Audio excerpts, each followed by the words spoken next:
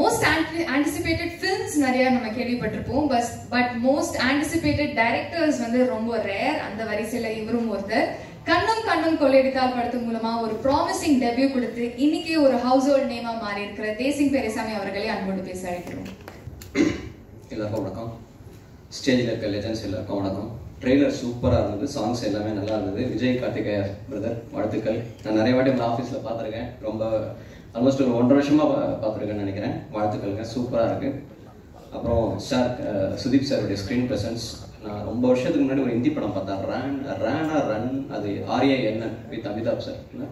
அது பார்க்கும்போது யார் இது பயங்கரமாக பர்ஃபார்ம் பண்ணுறாரு அப்படிங்கிற மாதிரி பார்த்தேன். இந்த ட்ரெய்லருடைய கடைசி ஷாட்லேயும் அதே ஸ்க்ரீன் ப்ரெசன்ஸ் பயங்கரமாக இருந்தது சார், சூப்பராக இருந்தது. ஈகாவில் உங்களோட மிகப்பெரிய ஃபேன் சார்.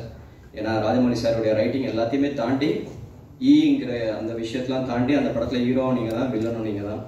ஒரு ஹீரோக்கான ஸ்க்ரீன் ப்ரெசன்ஸ் இருக்கணும், ஒரு வில்லனுக்கான மிரட்டலான நடிப்பு இருக்கணும், காமெடி எல்லாமே சேர்ந்து அந்த படத்தில் மிரட்டிருந்தீங்க. சூப்பர் சார், வாழ்த்துக்கள் சார். நெக்ஸ்ட் ப்ரொடியூசர், நான் இந்த ஸ்டேஜில் இருக்கிறது காரணம் தானு சார். நான் வந்து 2020 ஒரு படம் பண்ணேன், அதுக்கப்புறம் படமே பண்ணல. இப்போ இங்கே இருக்க லெஜெண்டரி டைரக்டர் மிஷ்கின் சார், இந்த சென்சேஷனல் டைரக்டர் ராஜ்குமார் பெரியசாமி, அவங்க கூட என்னை உட்கார வச்சிருக்காருன்னா தானு சார் தான். நான் அவர்கிட்ட ஒரே ஒரு கதை சொன்னேன்.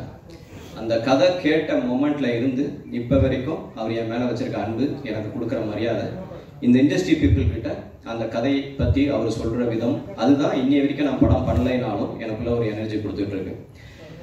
அந்த கதையை பற்றி அவர் எத்தனை பேர்ட்ட சொல்லியிருப்பாருன்னு தெரியல. நான் பார்க்குற எல்லாருமே தானு சார் உங்கள் கதையை பற்றி சொன்னார், தானு சார் உங்கள் கதையை பற்றி சொன்னார்னு சொல்லுவாங்க. நான் அவர் கம்பெனியில் படம் பண்ணும் பொழுது சரி அதை சொல்லிட்டு இருந்தார். வேற சில காரணங்களால அவருடைய கம்பெனியில் அந்த படத்தை என்னால் பண்ண முடியல. நான் அவர் கம்பெனிலேருந்து வெளியே போய் அந்த படத்தை பண்ணுறேன். அப்போவும் யாரை பார்த்தாலும் நேற்று தான் தானு சார் பார்த்தாங்க உங்கள் கதையை பற்றி சொன்னார் அப்படின்ட்டு. நான் இன்னொரு கம்பெனியில் போய் அந்த படம் பண்ணுறேன் அப்படின்னு சொல்லும் பொழுதும் என்னை முழு மனசோடைய வாழ்த்தி, அதுக்கப்புறமா எனக்கு எப்பவுமே எவ்ரி மந்த் தம்பி எப்படி போயிட்டு இருக்கு படம் சூப்பராக பண்ணப்பா, நல்லா படம்னு சொல்லி இன்னைய தேதி வரைக்கும் எனக்கு என்கரேஜ் பண்ணிட்டு இருக்க ஒரு ப்ரொடியூசர். அவர் is not only a producer, is a writer, is a director, is a fantastic storyteller, is a music director, lyric writer. அவருக்குள்ள அவ்வளோ டேலண்ட் இருக்குங்கிறதே வந்து அவர் கூட நான் நெருங்கி பழகும் போது தான் தெரிஞ்சுக்கிட்டேன். ஒரு கதை பிடிச்சிருச்சுன்னா, ஒரு டைரக்டர் சொன்ன கதை பிடிச்சிருச்சுன்னா அந்த கதையை மெட்டீரியலைஸ் பண்ணுறதுக்கு அவர் என்ன வேணால் பண்ணுவார், எவ்வளோ உழைப்பு போடுவார். நம்மளை விட ஒரு அசிஸ்டன்ட் டைரக்டர் மாதிரி அந்த கதைக்காக அவர் ஒர்க் பண்ணுவார்.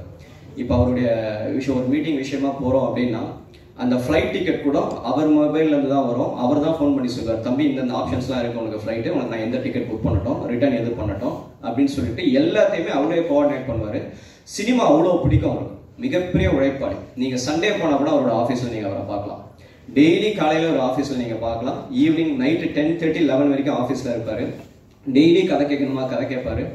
எல்லாருக்கிட்டையும் உட்காந்து அந்த சினிமாவை பேசி அவர் பண்ணுற படங்கள், அவர் செதுக்கிற விஷயம் அவ்வளோ பிடிக்கும் சினிமானா அவருக்கு. நானும் அவரும் இன்ஃபேக்ட் நீங்கள் எல்லாருமே சொல்லிட்டு இருந்தீங்க அவர் எப்படி ஒரு படத்தை மார்க்கெட் பண்ணுவார்.